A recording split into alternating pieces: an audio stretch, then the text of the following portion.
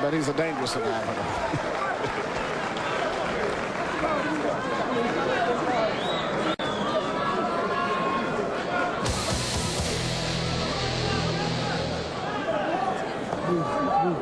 No, deep. In, deep. Deep. In. Do your nose. One more. Come on. Paige, listen to me. They told him to take the round. He's trying to take the round. You know what I'm saying? He's up 3, all right? Go in and get him. You see one now, right? No, listen, go 5. And hands off. 6. Keep moving. Okay, 6. You're in shape. See, the same thing. Play with this motherfucker out there. But you got the speed. Don't get careless. Don't get careless, okay? Put your hand moving. You're getting better, buddy. You're getting better by the second. On him, baby. Okay? Manuel, Lewis's corner may be telling him the smart thing to do. Be careful. I think he's got the quickness. Right. But he's had a chance here to make a spectacular performance, and he has such an edge. Why hold him back? Well, I think at this point in time, for whatever reason, he seems to be boxing, but he's not that effective when he's boxing. I think when he's power punching, he's more effective. Pretty effective with a little shoulder blockage there. Well, it's amazing that he's actually been able to physically handle Page a lot simply because of the fact called balance. Page's balance is so much worse, and he walks on his heels, whereas Lewis punches primarily from the ball of his feet, which gives him a tremendous advantage balance-wise and physically makes him look a lot stronger. Manny, we always talk about ring rust when a fighter's been off as long as Page. Now, he says he sparred 150 rounds coming into the fight, but he doesn't look as comfortable in there as he's looked in his good performances. Is it a case where no matter how much you spar, there's no substitute for actually having a fight? Well, it's not anything like the real boxing, but also I don't think that Lewis has been that busy. Both of them, based on the politics, he's been tied up. Big left hand by Page. Yes, what I'm saying, he's still a power puncher. He's punching with full power, even though he's looking clumsy. But I think the fact that Lewis is a more flashier, faster fighter is more of a factor. Break, step back clean. Most of the guys that I've saw Page fight have been basically right in front of him. And Lewis is giving him angles, twisting and turning, doing a lot of Pernell Whitaker type moves, throwing right uppercuts like Chris Nassim Hamed. He's doing a variety of things, and I don't think Page is used to that. He's basically a one-dimensional, straightforward power puncher. Certainly Page's most memorable performance was in his 12-round decision win over Jose Luis Lopez. Lopez was a guy he didn't have to go hunting for. Lopez was right in front of him. Lopez can whack with the right hand, and he got credit for 2 knockdowns against Page. Yes, but see, Page is now having to do a lot of pivoting, turning around, going to different angles, and therefore you can see his awkwardness and his bad balance often shows up a lot. Andrew Lewis going to the body. Page comes back with a body shot of his own. Lewis peppering Page with his right hand jab. Now he goes to the conventional stance again, jabs with the left hand. Hits Page with the right. But you're seemingly Page is being hit a lot, but he hasn't been hurt as much as he was earlier. And actually, from what I could saw it 3 times at least, I saw Lewis seriously hurt. So he's still very dangerous. Right now, there it is again. And I think that Lewis has developed a lot more respect, I know I have, for Page as his fight has progressed.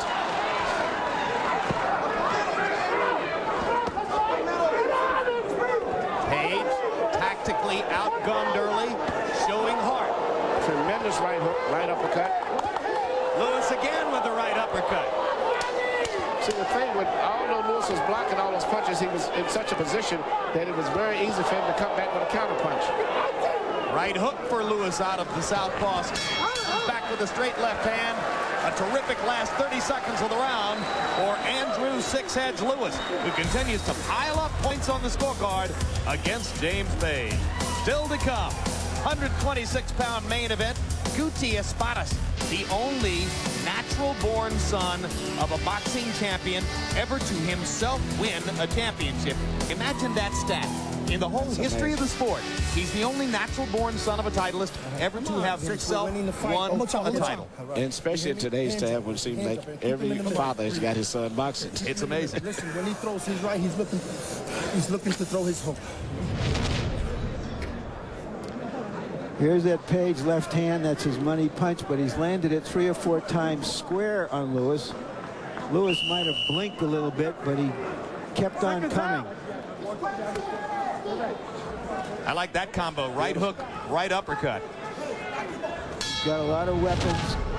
against one weapon. Power punches through 5. Lewis 128 out of 250, 51 for Page, 49 out of 188. Page still looking to land the one big punch. Lewis still pitching a shutout on the Letterman scorecard. Round 6 arrives.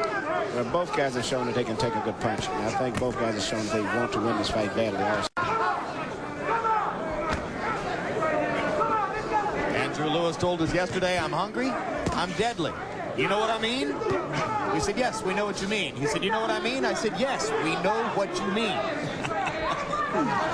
And if you notice how quickly he pumps that jab, that's how quickly his tongue goes as well. Unbelievable. Talks faster than Kevin Kelly. Yeah. I didn't think it was possible. Well, it's possible. We know that now. From Georgetown, Guyana. Guyana is a little country on the northeast corner of South America.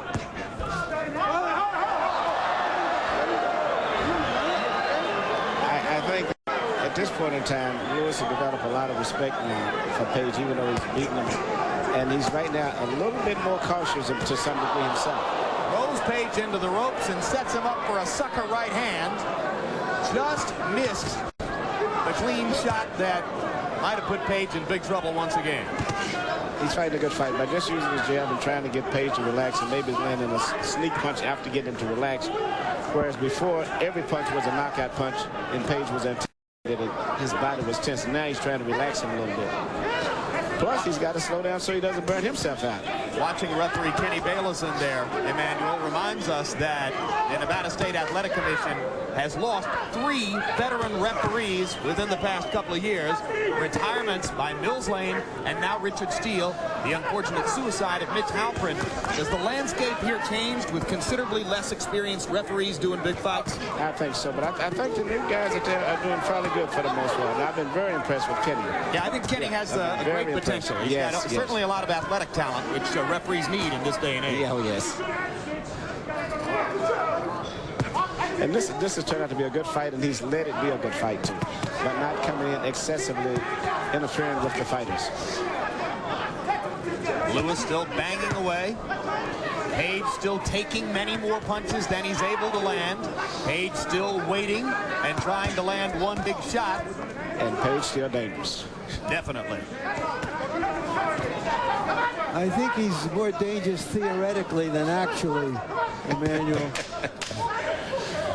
Well, it seems like he's become very sloppy, but for whatever reason, it seems to me he hasn't been hurt that much lately.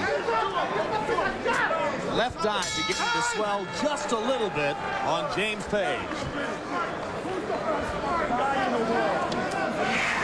Here's a look at the current state of this division in some of the big matchups. Shane Mosley is fighting Shannon Taylor, an undefeated Australian. Next month, we are watching Lewis versus Page for one version of the title. And Vernon Forrest is still scheduled to fight Lewis's countryman, Raul Frank, for another version of the title.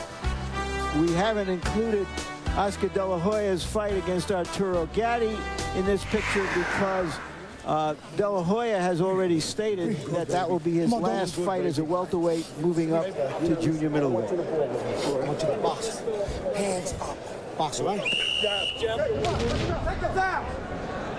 Go back to your corner. This is a situation where Lewis threw Page into the ropes and then tried to knock him over the ropes with the right hand, and the blow glanced rather than to land solidly. Harold, how do you have it through 6? Okay, Jim, I still got to try to 6-0, 60-53. Andrew 6 heads Lewis. You got to give him that extra point in round 2 for the knockdown. He's winning it in the last 3 rounds with that right jab and the combinations there, right jab, straight left hand. And James Page is just not moving his hands, not throwing any punches. You can't win a fight unless you land the punch. James Page is just not punching enough. Andrew Lewis winning it on clean punching. Andrew, even when he's jabbing, there's no real power in his jab. His glove is not even closed, but it's just enough to try to keep that. Once again, that's a balance factor in the footwork. It just makes him look physically so much stronger because of the better balance that he has. But he's still setting him up, hopefully, for a big, solid punch. The jabs are what we call just solid and probing type jabs. No power there. Bayless warning Lewis.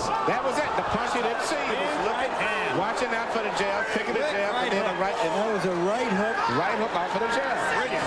Just a brilliant punch. He never saw it, and that was not one of his power punches, but he relaxed. That hurt Page much worse than the earlier uppercut, and Kenny Bayless stops the fight. Andrew Six-Heads Lewis with a technical knockout of James Page.